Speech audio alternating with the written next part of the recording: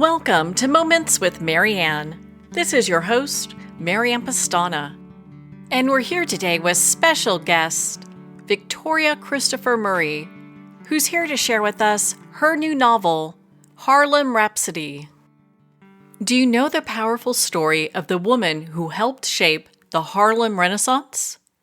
Well, today's guest is here to share with us just that. Victoria Christopher Murray is the New York Times best-selling author of more than 30 novels. Her novels, The Personal Librarian and The First Ladies, which she co-authored, were both instant New York Times bestsellers. 4 of her novels, Lust, Envy, Wrath, and Greed, have been made into TV movies for Lifetime. So welcome to the show, Victoria Christopher Murray. Well, thank you for having me. I'm glad to be here. My goodness, what an honor it is to have you here and to talk about this book. I just have to ask you, what even inspired you to write this? I know. I love this book. I've been writing historical fiction for a few years now. I co-wrote a book called The Personal Librarian and then another one called The First Ladies. And I wanted to do a project on my own, a solo project. And I began to think about what time period I would like, what would be important to me, who would I want to spend the next 2 years with. And I also was looking for a hidden figure. And so after going down many rabbit holes and hearing a podcast called Harlem on My Mind, and that was about Jessie Redmond Fawcett, she was the person that I chose. And it was absolutely the right subject, everything at the right time.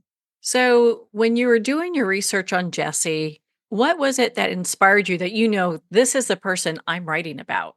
I think it was because I loved the period of the Harlem Renaissance. That was the first thing.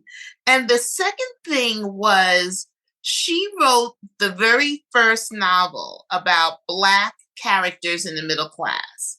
And I have spent the last 28 years writing novels about Black characters in the middle class.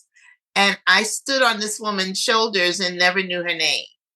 And so I really it was almost more self-discovery for me, as well as introducing her and the whole period of the Harlem Renaissance to the world. Why do you think the Harlem Renaissance has been so overlooked for so long? Well, I'm not sure it's been overlooked because when you think about the Harlem Renaissance writers, people know Langston Hughes, people know Countee Cullen. And so I think people will say, oh, yes, they're with the Harlem Renaissance. I think what's been overlooked was the period and how it was an activism period. And it was a period of new Black pride. And so I think that's the part that's been overlooked. The writers, that's a very good question because the writers haven't been overlooked, but the period of time has been. And maybe it's because it's still all hidden. Sometimes people will say to me, my goodness, I could not, why didn't we know about these people? Or why didn't I learn about them in school? Or, well, we only had a certain number of hours in a day. And so when they taught us about the Harlem Renaissance, it may have been one lesson and we had to move past it. But now as historical writers, we're able to bring this out in a way that's more accessible for more people. It's not a history book, it's fiction. So, without giving any spoilers away, can you share a little bit about this novel with us? Yes, well, Jessie Redmond Fawcett was the woman I say who ignited the Harlem Renaissance. Every single Harlem Renaissance writer that you know, Langston Hughes, Countee Cullen, Nella Larson, all of them were discovered first, mentored, edited by Jessie Redmond Fawcett, and she published them first in the Crisis magazine, which was the most important periodical for Black people during that time. And she became the literary editor of the Crisis magazine. In that role, that's where she found all these writers. And in that role, she increased the subscriptions to the Crisis, and she started this entire literary movement, including writing 4 novels herself during this period that began 50 years after emancipation. But so she had quite a legacy, but it was threatened because of her relationship with W.E.B. Du Bois. Oh, there's a lot there. We won't go any further because I'll get talking. We can't do that. So I know you've done a ton of research for this book. Was there anything that surprised you that you can share with us? Okay, a couple of things. I think one of the biggest things that surprised me, and then I'll tell you something that I learned. One of the biggest things that surprised me was how integrated the Harlem Renaissance was. I thought of Harlem Renaissance and I thought of Black writers and Black people, but white patrons, and there's one major one in the novel, played such an important role because without them, Langston Hughes wouldn't have been able to write. Zora Neale Hurston wouldn't have been able to write. I was very, very surprised at that. I did not know that. And then the one thing I learned in the book, I don't know if you had you ever heard the term integrationist? I have not. I had not heard that term, and that's what her mother was. Her mother was Jewish, a white Jewish woman, and she was an integrationist. And as I studied her mother, who went with her to New York as she took over this whole thing in Harlem, I learned so much about that, and the importance of that. It wasn't just a person who was being anti-racist; she was being pro-integration, and she did a lot in her life to move forward with that. And we don't use that term anymore, but I think there are people who are like that. Well, I learn something new every day. I love that. Thank you for sharing. I'm going to dive more into that too and see what I can learn more about that. One, Yeah. one of the things I really appreciate about your book, I mean, you are such a vivid storyteller.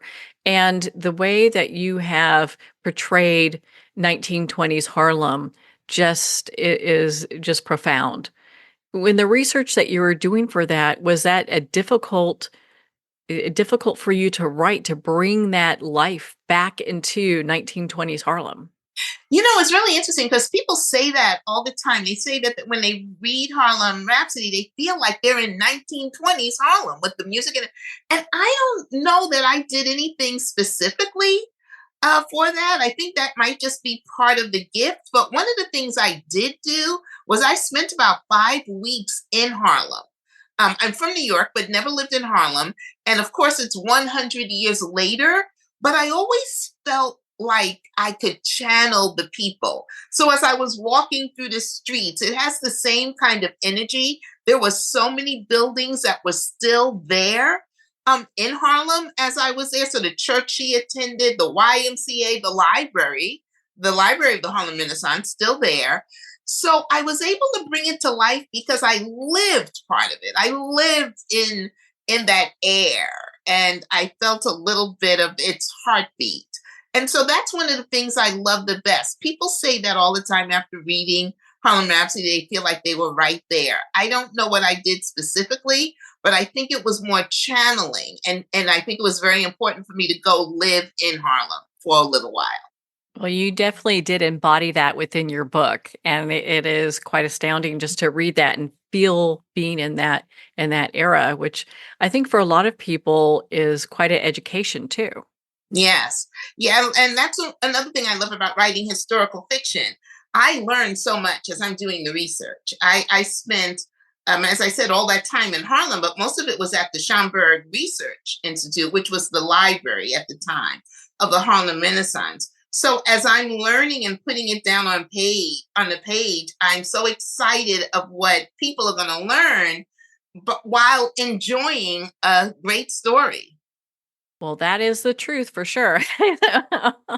There's so much here that I was so impressed by. One, I mean, my goodness, you bring this intersection of art and activism together.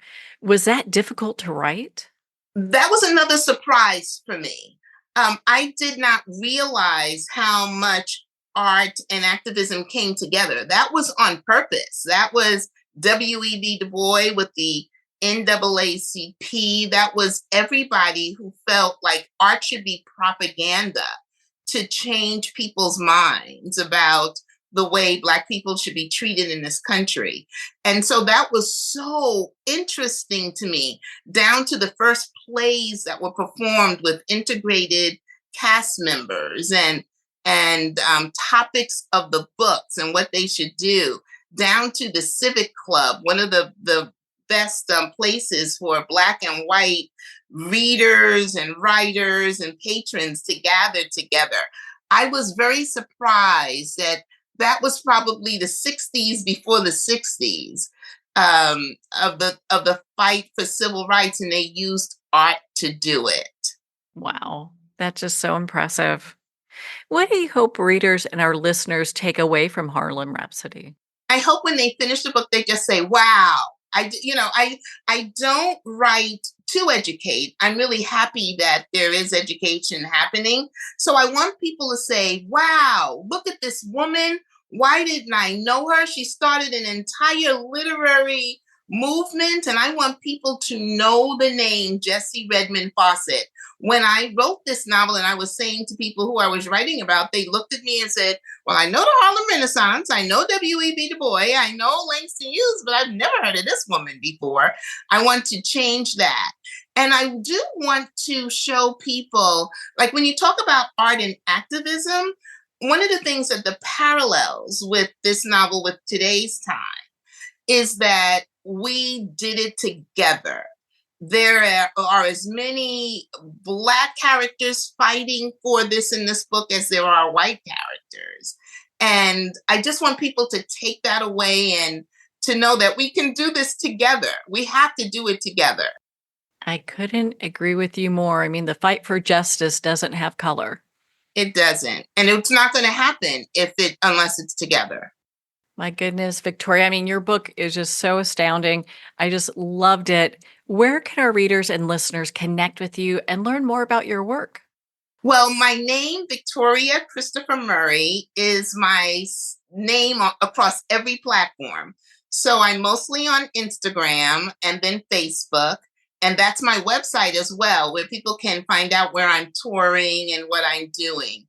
So Victoria Christopher Murray, you Google that and all of that will come up. Well, Victoria, thank you so much for taking the time to be on the show with us here today. Thank you so much for having me. And I'm so happy you enjoyed Harlem Rhapsody. Well, thank you, Victoria. It's been such an honor to spend this time with you and to talk about your book, Harlem Rhapsody. Harlem Rhapsody is available at Amazon, Barnes & Noble, and all indie retailers. And remember, support our indie bookstores. If you don't see it on the shelf, just ask for them to order it. Well, we're at the end of our time today. I'd like to thank everyone for tuning in. You've been listening to Moments with Mary Ann, where we make every moment count.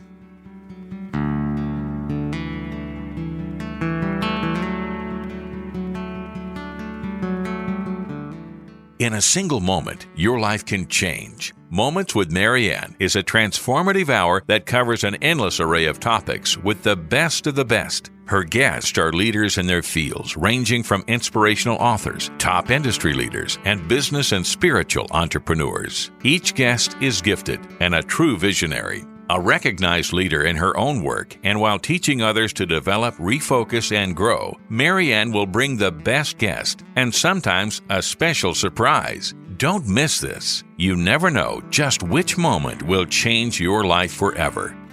Make sure to tune in and visit momentswithmaryann.com for more information.